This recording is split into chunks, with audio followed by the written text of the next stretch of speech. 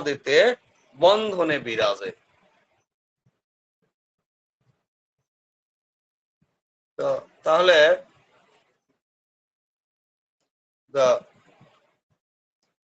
আজকের এই শ্লোকে তো আমরা এর আগে যেটা 6, 7, 8 মেনলি মানে প্রধানত যে 6, 7 এবং 8 এই 3টি শ্লোকে যে আলোচনা করা হয়েছে সেটা সেই মানে 6, 7, 8 হ্যাঁ 3টা শ্লোকের যে সত্যগুণ, রজগুণ, তমগুণের 3টে শ্লোকের সারমর্ম, সারাংশটা তুলে ধরা হয়েছে। এগুলো আলোচনা হয়েই গিয়েছে অলরেডি, সকলেই জানেন। তো তাহলে আমার প্রথম একটু একটু ধীরে হবে, অনেক ধীরে। তো প্রশ্ন যে আমরা তো সুখ, শান্তি এবং আনন্দ এই শব্দগুলো কিন্তু সকলেই শব্দের সঙ্গে পরিচিত। কৃপা করে একটু কেউ যদি সুখ আসলে কিসের জন্য, সুখ বলতে আমরা কি বুঝি, এটা সম্পর্কে বলার জন্য একটু হ্যান্ড রাইজ করবেন। এটা হ্যান্ড একটা আছে, এটা কি আসলে বুঝিনি, আগের না পরের? একটু হ্যান্ড রাইজ করা লাগবে না, নাহলে বলবেন, একটু হ্যান্ড রাইজ করে ভালো হয়, যে বোঝা যাবে কে বলছেন। সুখ আসলে, সুখ দ্বারা আমরা কি, সুখ কিসের জন্য, সুখ শব্দটা কি, একটু কৃপা করে বলবেন, কেউ তাড়াতাড়ি বলবেন।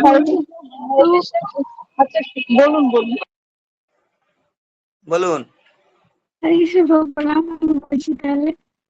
চেষ্টা করছি। সুখ মানে আমরা সাধারণভাবে যেটা বুঝতে পারি যে অনেক আনন্দ হবে, যেটাতে মানে যেটা আমরা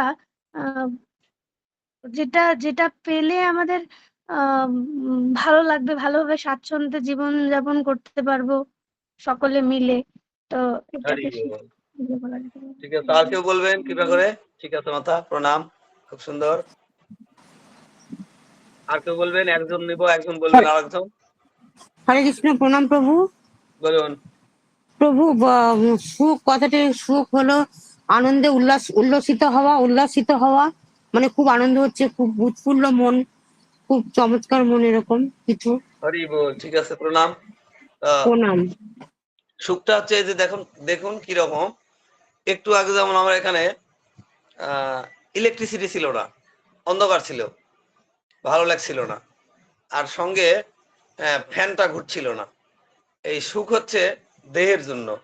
যেমন যখন খুব বেশি ঠান্ডা হবে, তখন যদি একটু হয়তো কোনো ঘরের মধ্যে যদি হিটারটা দেওয়া হয় গরমের জন্য, অথবা যদি দেখা যাচ্ছে খুব গরম, সেখানে যদি এসি ব্যবস্থা করা হয়, তার মানে এটা কি বোঝা যাচ্ছে, যে সুখ হচ্ছে দেহের জন্য, সুখটা দেহের জন্য।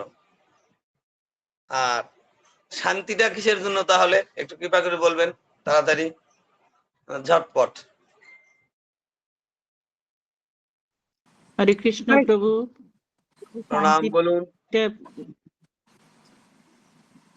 এটা মনের জন্য, মনের জন্য, মনের জন্য, মনের জন্য। আচ্ছা, মনের জন্য, হরি বল। ঠিক আছে, কিভাবে মনের জন্য মাথা, একটু যদি কৃপা করেন।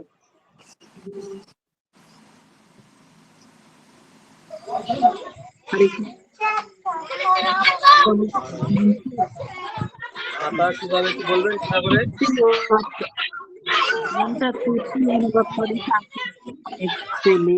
ইন্দ্রজিৎ মন্ডল বাবু, আপনি একটু বন্ধ করুন প্রভু।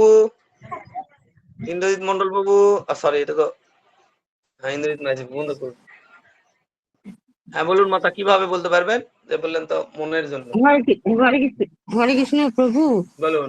আমার যেটা মনে হচ্ছে যে অনেক সময় মনে যদি শান্তি থাকে, তাহলে আমাদের মনের মধ্যে প্রেম আসে, কৃষ্ণের জন্য প্রেমটা আসে। ঠিক আছে, প্রণাম, খুব সুন্দর, প্রণাম। প্রণাম অংশগ্রহণ করার জন্য। তো মৌসুমী মাতা বলেছেন, ঠিকই বলেছেন, যে এটা আসলে শান্তিটা হচ্ছে মনের জন্য। কিরকম, আপনি ওয়েট করছেন যে অপারেশন থিয়েটারে আপনার কেউ নিকটতম আত্মীয় অপারেশন চলছে, তো আপনি বাহিরে ছটপট করছেন, খুব ছটপট করছেন যে বাইরে ডাক্তারবাবু এসে কি বলবেন। খবরটা পেলে যখন ডাক্তারবাবু এসে বলবে যে অপারেশন সাকসেসফুল, তখন আপনি মনে করবেন আহ কি শান্তি। আর যদি এরকম হয় যে দূরে কেউ আছে কোথাও, ট্রেস করা যাচ্ছে না, মোবাইলে পাওয়া যাচ্ছে না, অনেক সময় বন্ধ, বাইরে কোথাও পড়াশোনার জন্য ছেলে মেয়েরা আছে বা ঘনিষ্ঠ কেউ, যখন তার সঙ্গে যোগাযোগ হবে তখন মনে হলো যে আহ কি শান্তি। এটা মনের জন্য, মানে সুখটা হচ্ছে দেহের জন্য, আর সুখটা আর আমাদের শান্তি হচ্ছে মনের জন্য। আর আনন্দ কিসের জন্য একটু কৃপা করে বলবেন, 1 মিনিটের মধ্যে বললেই ভালো হয়, সময় চলে যাচ্ছে। তো তাহলে সুখ আপনি দেহের জন্য বললেন, বুঝিয়ে দিলেন, আর শান্তি হচ্ছে মনের জন্য, তাহলে আনন্দটা আত্মার জন্যই হবে। Very good. তার মানে যখন আমরা আনন্দটা বলি মিশে মিশে আনন্দ, যে আমরা এই জড়জগতে, শতরূপা মাতাকে ধন্যবাদ, আহ, সুন্দরভাবে বুঝে গিয়েছেন এবং বলে দিয়েছেন যে আসলে আনন্দটা হচ্ছে তখনই হবে যে যখন আমরা এই পরমাত্মার সঙ্গে আমরা যুক্ত হব, অর্থাৎ ভগবানের সঙ্গে আমরা যখন যুক্ত কানেক্টেড হব, তখনই আমাদের আনন্দ হবে। তাছাড়া যেইটা, এটা শুধুমাত্র কেউ সরাসরি যেমন দেখা হলে বলা কেমন আছো, ভালো আছি, কিন্তু আদৌ কি ভালো আছি এটা মুখ বলতে হয়, তাই বলা হয়। তো সেই রকম আমরা জড়জগতে যা কিছু করছি আমরা খুব ভালো আছি, কিন্তু আমরা যে ভালোটা আছে যেটা করছি এটা হচ্ছে আমাদের এই জড়জগতের আবদ্ধ বন্ধন হয়ে থাকার ব্যাপার। তো তাহলে আমাদের এই আজকের শ্লোকটা কি, যে এই তিনটা গুণ তার সবগুলোর সবটাই আলোচনা, মানে সত্য, রজ, তম। তো মেনলি এখানে আরেকটু দেওয়া আছে যে আসলে আমাদের যে রজ ও তম গুণের মধ্যে পার্থক্য কি, রজ ও তম গুণের মধ্যে পার্থক্য কিরকম পার্থক্য, যে উভয় গুণের ব্যক্তিরা যারা রজগুণে এবং তমগুণের মধ্যে থাকবেন তারা কিন্তু কঠোর পরিশ্রম করতে পারে, কিন্তু এই রজগুণের যেসব ব্যক্তি তারা সকাম কর্মে যুক্ত থেকে যথাসাধ্য উপার্জন করে, আবার ব্যয়ও করে সৎ উদ্দেশ্যে। যেমন এখানে দেওয়া ছিল কি, তারা কি করবেন, তারা কখনো চিকিৎসালয়, কখনো দাতব্য প্রতিষ্ঠান ইত্যাদি প্রতিষ্ঠার জন্য মানে ব্যয়টাই করে থাকবেন। আর তমগুণের ব্যক্তিরা কি করবেন, যে এ গুণের অধিকারী ব্যক্তি এমন সব কার্য করে যা অন্যের জন্য তো নয়, নিজের জন্য মঙ্গলকর হয় না, কখনো মঙ্গল বয়ে আনে না, সে কাজ করে। কিরকম কাজকর্ম, যেগুলো খামখেয়ালি বসে, যে অযথায় হয়তো মনে হলো তখনই কিছু করে ফেললো, অর্থাৎ কোনো বিধি নিষেধ নেই, কোনো নিয়মের পরোয়া না করে খামখেয়ালি মতো। আর সেটা হচ্ছে কার কাজ, মূর্খের কাজ, যেটা শাস্ত্রে একটা বলা আছে এরকম কি, মূর্খানি পঞ্চচিহ্নানি, মানে যারা একটু এই মূর্খ টাইপের তাদের 5 রকমের কাজ, মানে 5 রকমের কাজ। কিরকম, তারা দেখা যাবে যে হঠাৎ কোনো সিদ্ধান্ত নেবে, হঠাৎ সিদ্ধান্ত, এই মনে হলো সিদ্ধান্ত নেওয়া, কাজ করা শুরু করে দেওয়া হলো, তাড়াহুড়া করে কোনো কাজ করবে, আগে পিছে ভেবে কাজ করবে না। এইরকম 5 ধরনের কাজ আছে, মূর্খানি। সেই রকম তারা কি করবেন, তারা এই রকম করবেন যে কোনো দেখা দেখি নেই, কাজ শুরু করে দিলাম, ঝামেলা শেষ, কোনো অসুবিধা নেই, কাজ করতেই হবে। আর তাহলে আমরা সকলেই গল্প গল্প একটা বলি যে কোনো বাড়িতে, যদিও মুনমুনপু এটা মাঝে মধ্যেই বলেন, সকলেই হয়তো জানা, কোনো বাড়িতে ডাকাত পড়েছে। ভালো করে একটু মনোযোগ দিয়ে শুনবেন, পরে প্রশ্ন করব, তাড়াতাড়ি বলার চেষ্টা করব। কোনো বাড়িতে ডাকাত পড়েছে, তখন ওই বাড়িতে কিছু লোক থাকবে, তারা কি করবে, ডাকাতদেরকে আবার প্রতিহত করার জন্য, প্রোটেকশন দেওয়ার জন্য তারাও ভিতরে রেডি হয়ে থাকবে।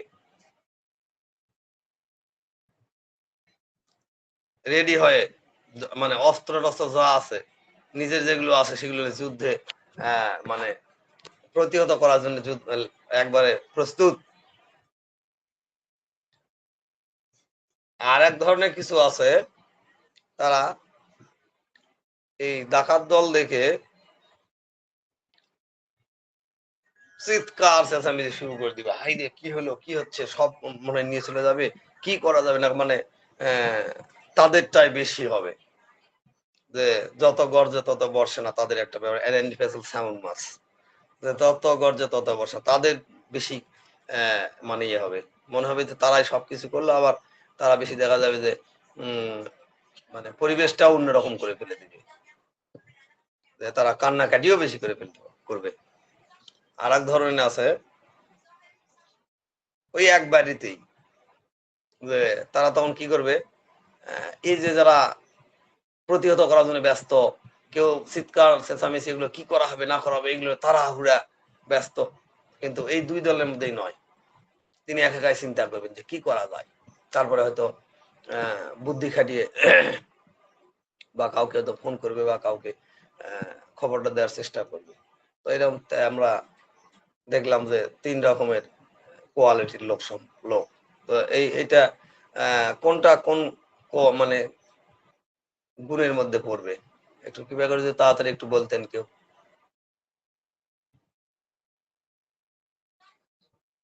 তো চেষ্টা করবো। বলে ফেলবেন। হ্যাঁ হ্যাঁ, হরি বল। তো যিনি যিনি ওই যারা প্রস্তুতি নিচ্ছে, যে বুদ্ধি কৌশল, তারা রজগুণ হতে পারে। আর যারা যারা ওই মানে কি হবে কি হবে এরকম ভাবছে, তার তমগুণ হতে পারে। আর যারা প্রোটেকশনের সাথে আছে, সেটা, হ্যাঁ সেটা হচ্ছে সত্যগুণ মনে হচ্ছে। প্রভু, ভুল ত্রুটি ক্ষমা করবেন। হরি বল। মেবি কেন, ডেফিনেটলি হবে। হরি বল। মানে সবগুলোই ঠিক আছে। তো তাহলে মনমোহন বাবু আরেকটা বলেন গল্প, হয়তো আপনারাও শুনে থাকবেন, চেষ্টা করবেন একটু। আর 1 মিনিট গল্প বলবো একটা, যে টুপির ব্যবসা করেন 3 জন। টুপি বিক্রি করতে করতে রোদের দিন গাছের নিচে এসে বসে আছেন টুপি নিয়ে, ওখানে রেখে দিয়েছেন সাইডে, একটু বাতাস, ঘুম ধরে গেছে, গাছের উপর থেকে বানর এসে টুপি নিয়ে চলে গিয়েছে। সে টুপি পরে এসে একটু আলস্য থেকে উঠে দেখে যে তার কাছে কোনো টুপি নেই, সব ব্যাগ ফাঁকা। উপরে দেখে যে বাঁদরেরা টুপি মাথায় দিয়ে বসে আছে, এরকম করছে, নিয়ে আছে। তখন তো সে খুব মানে এদিকে কি আছে দেখে লাঠি টাঠি ইটা টেনে তাকে মারা টারা শুরু করে দিয়েছে। দিয়ে না, বাঁদর তো দূরে অনেক উপরে পারে চলে গিয়েছে। আর একজন এসেছে, 3 ভাই, উনিও ব্যবসা করেন, উনিও আসে ওইখানে গাছের নিচে বসে রেস্ট করছেন। তো এক সময় দেখা যায় তার টুপি ওইরকম যথারীতি ওইরকম নিয়ে চলে গিয়েছে। তখন সে অনেক চিৎকার চেঁচামেচি, দেখে নিব এই করবো করে চলে গিয়েছে।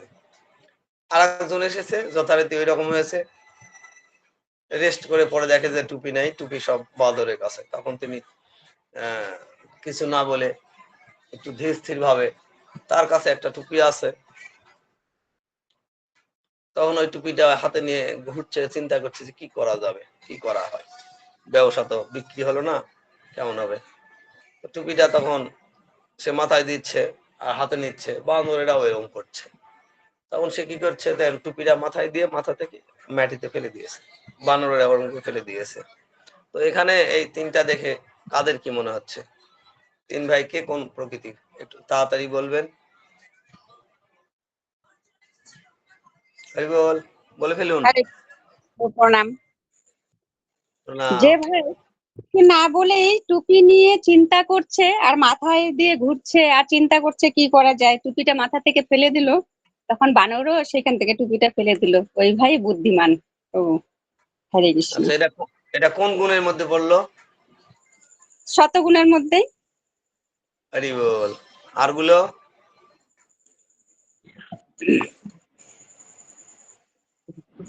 হরে কৃষ্ণ প্রভু। হ্যাঁ বলুন। হ্যাঁ, যিনি ওই হম্বি তম্বি দেখাচ্ছেন তিনি হচ্ছেন রজগুণের, হ্যাঁ, যে এই তারপর? করবো কি করবো। আর যিনি মানে লাঠি নিয়ে ছোটাছুটি করছেন, কিছুই করতে পারলেন না, তিনি তমগুণের। লাঠি নিয়ে যিনি ছুটাছুটি করলেন তিনি তমগুণের। সেটাই আর তো মনে হলো প্রভু, যদি- ভুল হতে পারে, ক্ষমা করবেন। হরি বল। ঠিক আছে, প্রণাম।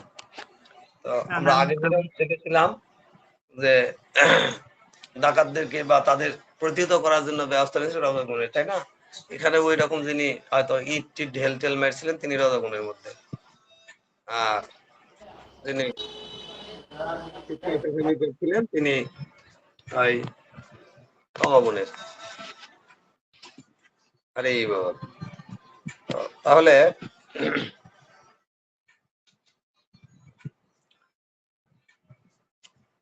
আজকে এই শ্লোকে কি তিনটি গুণ, সত্য, রজ, তম, তিনটি গুণের পুনরালোচনা। যখন কেউ এই যে সত্যগুণ, যেটা সত্যগুণের দ্বারা যখন কুলসিত হয় তখন সে খুবই সন্তুষ্ট হয়, খুবই সন্তুষ্ট হয়।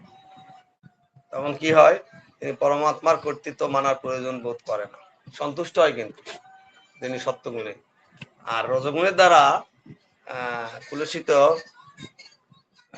এত জোরে কথা বলার অভিলাষ করে যে তার পরম বন্ধু যে পরমাত্মা ভগবান, সেটা সে আর শুনতে পাবে না, পায় না।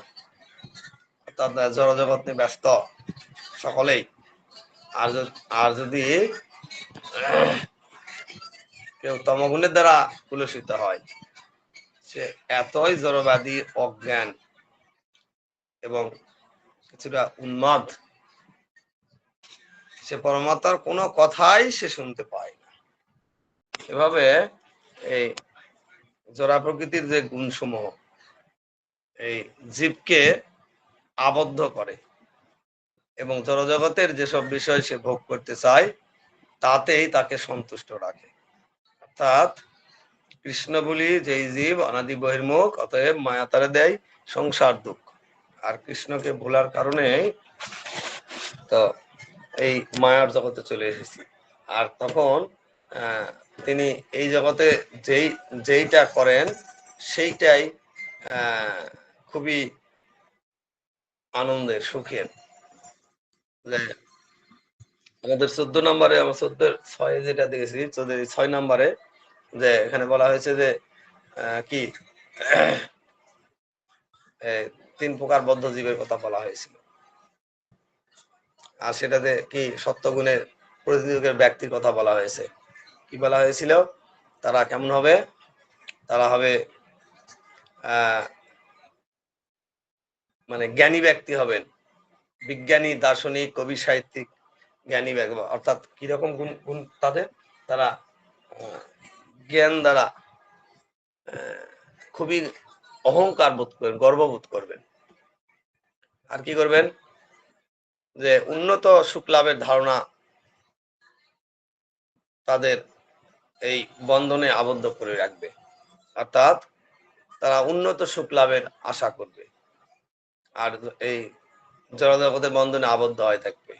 অর্থাৎ জন্ম, মৃত্যু, জরা, ব্যাধিতে আটকে থাকবে। কিভাবে?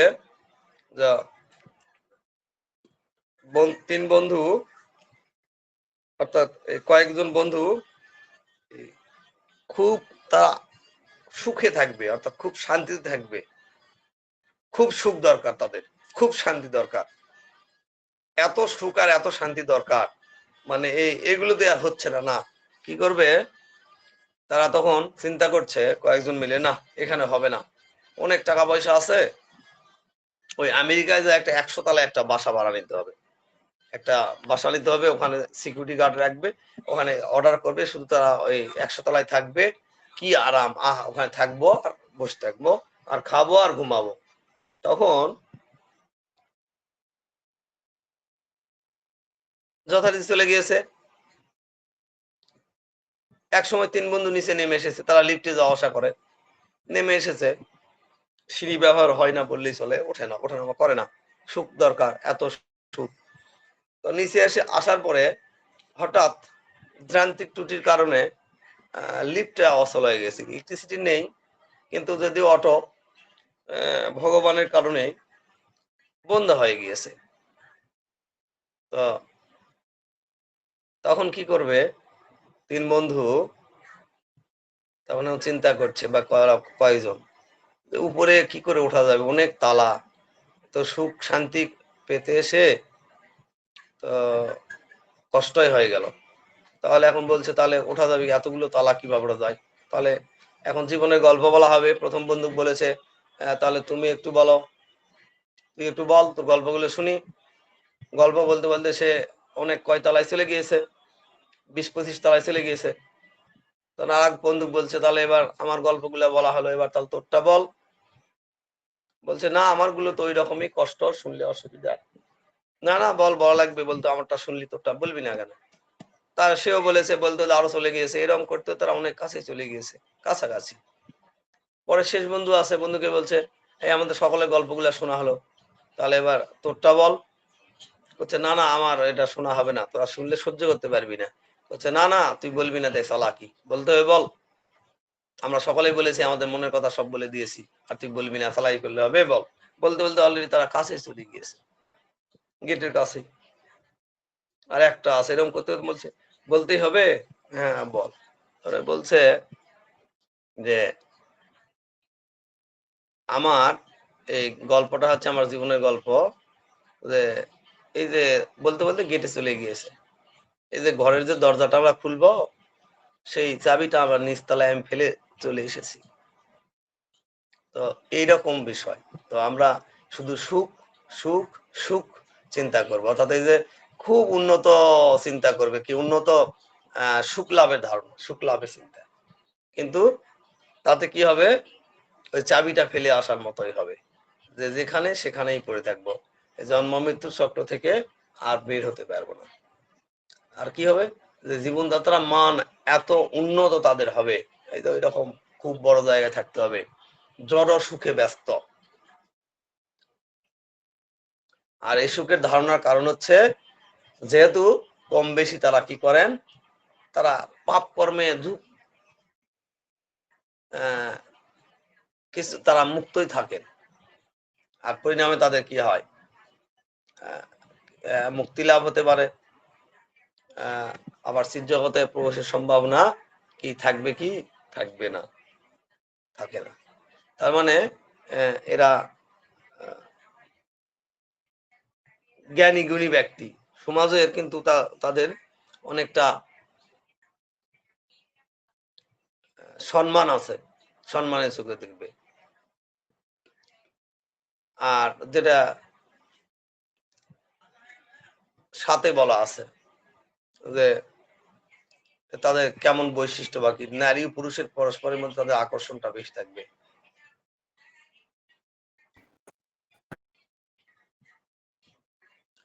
আর তাদের কি, তারা জড় বিষয়ে ভোগ বিলাসী হবে, ইন্দ্রিয় তর্পণের লালস থাকবে। এটা সত্যগুণের মতো হয়, কিন্তু মতো নয়, এদের মর্যাদা প্রতিষ্ঠা লাভের আকাঙ্ক্ষা থাকবে। তারা মনে করবে যে এই ব্রহ্মার যেমন, সরি,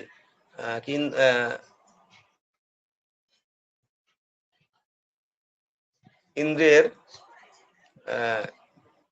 গুরুদেব স্বর্গের কি ভুলে গেলাম নাম, ওনার যে মতিচ্ছন্ন হয়েছিল, কি যে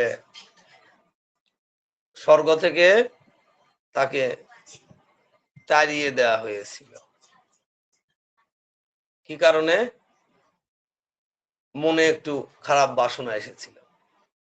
আর সেই রকম তারা এই স্ত্রী সন্তান গৃহ নিয়ে সুখী পরিবার গঠনের বাসনা এবং এগুলো নিয়ে উপভোগ করার বাসনা এবং কঠোর পরিশ্রম, আর কি বিভিন্ন মদ্যপান, সুরাপান, আর কি বাড়ি নির্মাণ, অনেক বাড়ি নির্মাণের চিন্তা, অনেক কিছু।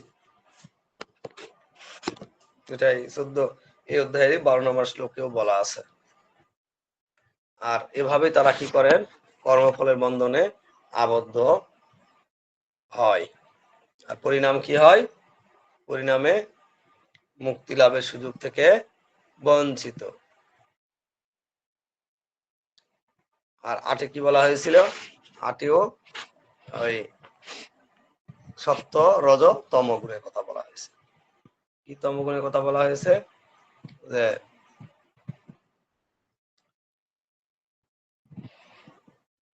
এটা দেহধারী, অর্থাৎ এই সত্য গুণের সম্পূর্ণ এটা বিপরীত।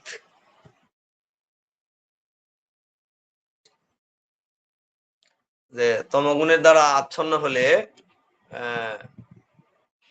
মানুষের কি মতিচ্ছন্ন হয়। আচ্ছন্ন হলে মানুষ বস্তুর প্রকৃত স্বরূপ নির্ধারণ করতে পারে না, অর্থাৎ উন্মত্ততা, অলস্য, নিদ্রা। যেমন আর যদি যেরকম বাসনা জীব করবে তাদেরকে ভগবান সেরকম বাসনাই দিয়ে দেয়। কিরকম বাসনা বলতে? তাদেরকে পরবর্তী জীবনটা সেভাবে দেয় যে না আমার খুব ঘুম দরকার, হ্যাঁ কেউ 6 মাস ঘুমে থাকে, আরো কয় মাস ঘুমে থাকবে, এরকম বিভিন্ন ধরনের দেহ দিয়ে দিবে। আবার যদি কেউ মনে করে যে না আমার খুব মাংস খাওয়া বা রক্ত খাওয়ার, তখন তাকে কত মাংস খাবে, তাকে সিংহ বাঘ বানিয়ে দিবে। আবার যদি কেউ মনে করে যে না অনেক নিদ্রা যাবে, তাহলে দেখা যাবে 6 ঘন্টা যাদের স্বাভাবিক ঘুম, সেখানে তারা 10 থেকে 12 ঘন্টা পর্যন্ত তারা ঘুমাবে। আর এদের যে আলস্য এমন ভাবে তাদেরকে ঘিরে ধরে, পরমার্থ উপলব্ধির জন্য সাধুসঙ্গ করতে বললে মোটেই আগ্রহী হয় না। তারা মনে করবে তারা যেটা করছে সেটাই ঠিক, অর্থাৎ এই মানে দেহই তাদের বড় একটা বিষয়, দেহই সবকিছু, অন্য কিছু করা যাবে না। যে আত্মা দেহ আগে ঠিক রাখতে হবে, তাহলেই হবে। দেহ যা খায় দেহকে তাই খাওয়াতে হবে, আত্মা যা খায় তাকে তা খাওয়াতে হবে। তারা মনে করে আত্মাই খায়, দেহ খায়, আত্মা খায়, সব এক। অর্থাৎ একজন যে গাড়ি ড্রাইভার, তারও যে খাদ্য, আর গাড়ি যে চলে গাড়ি তারও খাদ্য, ড্রাইভারের খাদ্য আর গাড়ির খাদ্য একই, এরকম মনে হয়। তারপরে কি হয়? নেশা, নিদ্রাসক্ত হয়ে পড়া, এরকম। তো এই 3 গুণের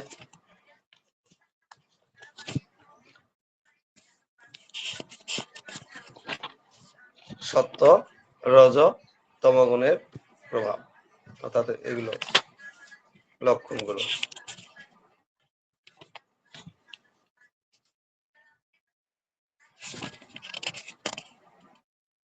মোট কথা তারা এই জড়জগতের বন্ধনে আবদ্ধ হয়ে যায় এইভাবে। কিভাবে? যে নিজের স্বরূপ উপলব্ধি করতে পারে না, যে জীবের স্বরূপ হয় কৃষ্ণের নিত্য দাস, এইটা তারা ভুলে যায়। আর তখন তারা এই জন্ম মৃত্যু জরাবায়ু চক্রে আবর্তন হতেই থাকে। পরিণামে তাদের ভগবানের সঙ্গে, যে মনুষ্য জন্ম পেয়ে ভগবানের সঙ্গে যোগাযোগ স্থাপন করা তাদের আর সম্ভব হয় না। হরে কৃষ্ণ, হরে কৃষ্ণ, কৃষ্ণ কৃষ্ণ, হরে হরে, হরে রাম রাম রাম হরে হরে। আজকের এই শ্লোকটি আমার এতটুকুনি আপনাদের কৃপায় উপলব্ধি।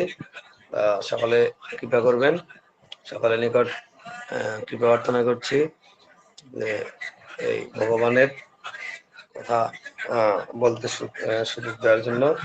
আর আপনারা অত্যন্ত ধৈর্য সহকারে এতক্ষণ ধরে শুনছিলেন, এই জন্য আপনাদেরকে আবারও কৃষ্ণ প্রীতির শুভেচ্ছা, সকলের চরণে প্রণাম। বাঞ্ছা কল্পতরুভ্যশ্চ কৃপা সিন্ধুভ্যেব চ পতিতানাং পাবনেভ্যো বৈষ্ণবেভ্যো নমো নমঃ। হরে কৃষ্ণ, প্রণাম।